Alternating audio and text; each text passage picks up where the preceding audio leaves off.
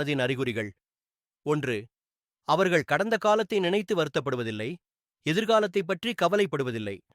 அவர்கள் நிகழ்காலத்தில் வாழ்கிறார்கள். 2. அவர்கள் மாற்றங்களை ஏற்றுக்கொள்கிறார்கள். சூழ்நிலைக்கு ஏற்ப தங்களை மாற்றிக்கொள்வார்கள்.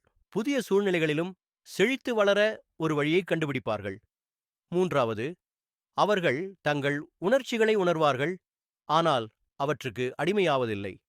சோகம், கோபம் அல்லது பயம் போன்ற உணர்ச்சிகளை அவர்கள் ஒப்புக்கொள்கிறார்கள், ஆனால் அந்த உணர்ச்சிகள் தங்கள் செயல்களையோ அல்லது முடிவுகளையோ கட்டுப்படுத்த அனுமதிப்பதில்லை. 4.